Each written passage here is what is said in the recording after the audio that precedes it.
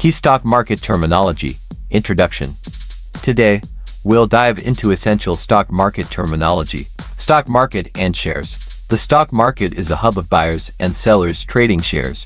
The first stock exchange began in Amsterdam in 1611, and now it's all digital. Owning shares means you hold a part of a company, giving you a stake in its ownership. Shares outstanding. Shares outstanding refer to the total number of shares a company has issued. If you own 1% of these, you own 1% of the company. Market capitalization.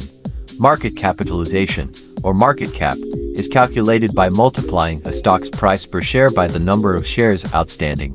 For instance, a stock priced at $14 with 10 million shares outstanding has a market cap of $140 million, reflecting the company's market value. Insiders. Insiders are key company personnel like directors and officers. If they are shareholders, it often aligns their interests with yours, benefiting all shareholders. Institutional investor versus retail investor. Institutional investors include entities like mutual funds and pension funds that manage large sums of money. Retail investors are individuals investing their own money. Speculator versus investor. There are two primary ways to participate in the stock market. As an investor or a speculator, investors buy shares to own part of a company, while speculators aim to profit from market price fluctuations, focusing on price action rather than business fundamentals. Stock index. A stock index represents a segment of the stock market, serving as a benchmark to compare investment results. The S&P 500 is a popular index, reflecting the performance of the 500 largest U.S. publicly traded companies. Index fund. An index fund allows investors to own a diverse portfolio of stocks. Unlike actively managed funds, index funds passively replicate the holdings of an index like the S&P 500. Popular S&P 500 index funds include SPY, VUO, and IVV, known for their low fees and reliable performance. ETFs, or exchange-traded funds, trade like stocks during market hours.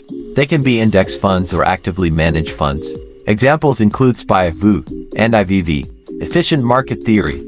This theory posits that stock prices always reflect all available information, making it impossible to outperform the market consistently. However, notable investors like Warren Buffett argue that emotions like fear and greed can influence stock prices, especially in the short term. Bubble. A stock market bubble occurs when stock prices soar above their intrinsic value due to greed, exuberance, and herd behavior. Eventually, bubbles burst, leading to sharp price declines. Crash and correction. A crash is when the market drops by 10% or more in a single day, while a correction is a gradual 10% decline over weeks or months before prices rebound. Bull and bear market. A bull market is characterized by rising prices, whereas a bear market involves a decline of 20% or more from recent highs. Being bullish means expecting prices to rise, and being bearish means expecting them to fall. Stock quote. A stock quote indicates the latest trading price of a share. It's the last price at which a stock or ETF was traded. Bid, ask, and spread. The bid price is the maximum a bidder will pay for a stock, while the ask price is the minimum a seller will accept. The spread is the difference between these prices. Trades occur at the last quoted price, forming the basis for historical price charts. Technical analysis. Technical analysis involves examining historical price charts to predict future stock movements. This method includes indicators like moving averages and is often used by speculators focusing on price patterns rather than business fundamentals. Fundamental analysis. Fundamental analysis assesses a company's financial health through income statements, balance sheets, and cash flow statements. This approach focuses on the business's future prospects and intrinsic value. Earnings per share (EPS). EPS is calculated by dividing a company's net income by its shares outstanding, indicating the profit attributable to each share. Price-to-earnings ratio (P/E ratio). The P/E ratio is a valuation metric, dividing a stock's price by its EPS. It helps determine if a stock is cheap or expensive. Earnings yield. Earnings yield is the inverse of the P/E ratio, calculated as EPS divided by the stock price, indicating the return on investment. Dividend yield and payout ratio. Dividend yield is the annual dividend divided by the stock price, while the payout ratio is the percentage of earnings paid as dividends. High dividend yield is desirable, but it's not the only factor to consider.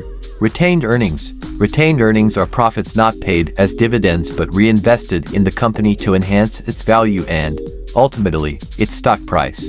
Price-to-book ratio. The price-to-book ratio compares a stock's price to its book value per share, assets minus liabilities. A lower ratio indicates a cheaper stock, often signaling a potential investment opportunity. Value investing. Value investors buy stocks they believe are undervalued by the market, based on their own analysis. They look for stocks priced below their intrinsic value. Growth investing. Growth investing focuses on companies expected to grow rapidly. This can overlap with value investing if the price paid is reasonable relative to the company's intrinsic value. Intrinsic value. Intrinsic value is the present value of all future cash flows generated by an asset, discounted back to their current value. Value investors use this concept to determine if a stock is a good investment. For more on value investing and money management, check out the linked videos. Remember, I'm not a financial advisor, so do your own research or consult a professional before making investment decisions. See you in the next video.